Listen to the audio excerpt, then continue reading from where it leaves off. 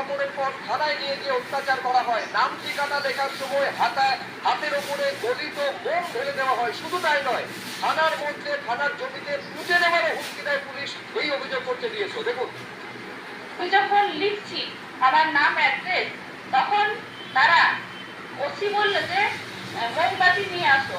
মোমবাতি তারা নিয়ে এসে সেটাকে জ্বালিয়ে তখন সেই মোমবাতির জ্বলন্ত যে মুখ সেটা আমার হাতে ঢেলে দেওয়া হয় এবং পায়ের বিভিন্ন জায়গায় ছেঁকা দেওয়া হয়।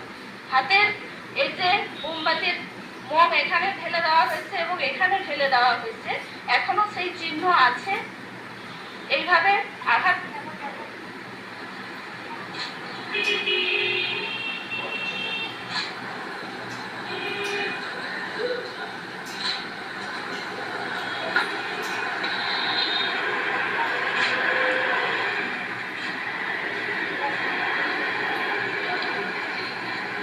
এইভাবে আমাকে মারতে থাকে এবং বলে, থানার ওসি বলছেন যে আমাদের এই থানার অনেক বড় জায়গা আছে যেখানে তোমাদেরকে মেরে পুঁতে দিলেও কিন্তু কেউ কোনো খোঁজ তল্লাশ থাকে না, এরকম ভাবে আমাদেরকে থ্রেট দেয়। সেদিন ধর্মঘটে সামিল হয়ে ভুল করেছে তারা। এই ভুল স্বীকার করার জন্য পুলিশের তরফে চাপ দেওয়া হয় পর্যন্ত বলে আজকে অভিযোগ করেছে দিয়েছো। 13:50 বাজে তখন আমাদেরকে আবার তোলা হয় যে তোমরা আসো, এখানে কেউ একজন আসো। তখন আমি উঠে তৎক্ষণাৎ আমি গেলাম। আবার আমাকে সিসিটিভির আওতার বাইরের রুমে নিয়ে যাওয়া হয় এবং সেখানে নিয়ে গিয়ে আমাকে প্রস্তাব দেওয়া হচ্ছে যে তোমরা এই যে কাজটা করেছো এটা তোমরা ভুল স্বীকার করো, ক্ষমা চাইবে যে আমরা এটা ভুল করেছি এই কাজটা করে। তখন আমি বলি এটা তো আমাদের ন্যায্য দাবি এবং আমরা এমন কোনো অন্যায় কাজ করিনি যে আমরা ক্ষমা চাইতে হবে আমাদেরকে। তখন বা আমরা ইউনিভার্সিটি গেটেও যে আমরা গিয়েছিলাম, সম্পূর্ণ আমরা একদম শান্তিপূর্ণভাবে গিয়েছিলাম এবং কোনো পুলিশের উপরেও আমরা আক্রমণ করিনি বা গায়ে হাত তুলিনি। তাছাড়া কোনো ছাত্রকেও জোর জবরদস্তি আমরা করিনি যে ক্লাস করতে হবে না, বা রাস্তাঘাটেও কোনো আমরা সমস্যা করিনি। তাহলে আমরা কোনো অন্যায় কাজ করিনি, কেন আমাদেরকে ক্ষমা চাইতে হবে? বলে বুঝতে পারছেন, ডিএসওর তরফে সাংবাদিক বৈঠক করে যে অভিযোগ করা হয়েছে একেবারে থানায় নিয়ে গিয়ে পুলিশের নির্মমতা, নৃশংসতা, বর্বরতার গুচ্ছ অভিযোগ। এই নিয়ে মোহাম্মদ সেলিম, সিপিএম রাজ্য সম্পাদক, তিনি কি বলছেন দেখুন। আইন না মানে, আইন যদি না জানে, সংহিতা যদি না পড়ে,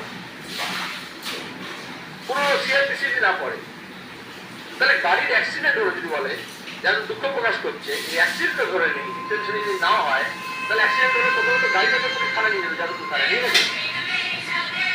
গাড়ির মালিককে তো নোটিশ দিল গ্রেপ্তার করতে, আমেরিকা তোমার ড্রাইভারকে ধরছে। আর যেহেতু আমি বলছি নেশাগ্রস্ত ছিল, সেহেতু তাদের ধরে নেশার টেস্ট করা উচিত ছিল, যে কোনো অ্যাক্সিডেন্টে ক্ষেত্রে করতে হয়। তার বদলে কেন পুলিশ রাত ভোর যারা দেশে থাকে, হসপিটালে থাকে, বিভিন্ন জায়গায় ছাত্ররা থাকে, তাদের ওখানে পুলিশ রেড করেছে রাত ভোর। মেদিনীপুরের ঘটনা বলা হলো, কেন বাইরে পুলিশ দাঁড়িয়ে বলছে যে ওকে বাইরে বার কর সে মেয়েটাকে, তারপর আমরা দেখে নেবো। মহিলা পুলিশ হয়েছে কেন? মহিলা পুলিশ থানা আলাদা করা হয়েছে কেন? প্রত্যেকটা বিক্ষোভের ভিডিও দেখা যায়। আর্জি করতে আরম্ভ করে তার আগে এবং পরে আমরা দেখেছি পুরুষ পুলিশগুলো এখন হ্যান্ডেল করে। আর নামে মহিলা এরকম জাতের কিছু অসামাজিক জীবকে পুলিশের উর্দি করানো হয়েছে, অসামাজিক জীব।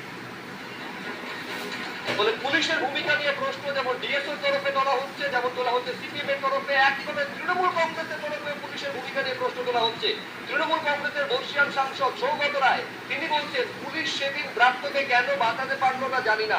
এই গোটা ঘটনার জন্য তদন্তের দাবি পর্যন্ত করছেন সৌগত রায়। কি বলেছেন দেখুন।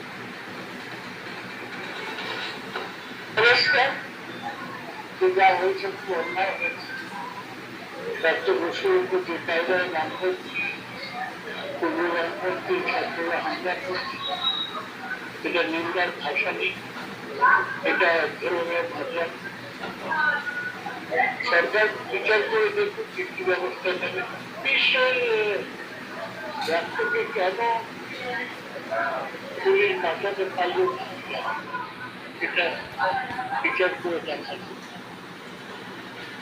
যাদবপুরের সেদিনের ঘটনায় পুলিশের ভূমিকা নিয়ে যখন প্রশ্ন তুলছেন সৌগত রায়, তখন যাদবপুরের কাণ্ডকে কার্যত নাটক বলে কটাক্ষ করছেন বিজেপি কাউন্সিলর সজল ঘোষ। তিনি বলছেন পুরোটা পরিকল্পিত চিত্রনাট্য, সিপিএম কে চাঙ্গা করার জন্য নাটক করছে তৃণমূল কংগ্রেস। আসলে পুরোটাই সাজানো নাটক, মমতা ব্যানার্জি প্রযোজিত, মোহাম্মদ সেলিম নির্দেশিত, প্রাপ্ত বসু অভিনীত নাটক, যাতে বিজেপির ভোট কাটা যায়, মানে তৃণমূলের বিরোধী ভোটে যাতে সিপিএম এর একটা শেয়ার যায়, সেই জন্য সিপিএম কে চাঙ্গা করার প্রয়াস। পুলিশ চাইলে বাঁচাতে পারত না, এমন কোনো ঘটনা ওখানে ঘটেনি।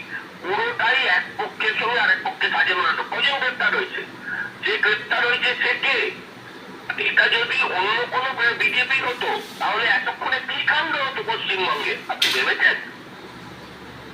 যাদবপুরের ঘটনায় যখন সিপিএম এবং তৃণমূলের মধ্যে আঘাত দেখছেন সজল ঘোষ, তখন পাল্টা সজল ঘোষকে কটাক্ষ করে শতরূপ ঘোষ বলছেন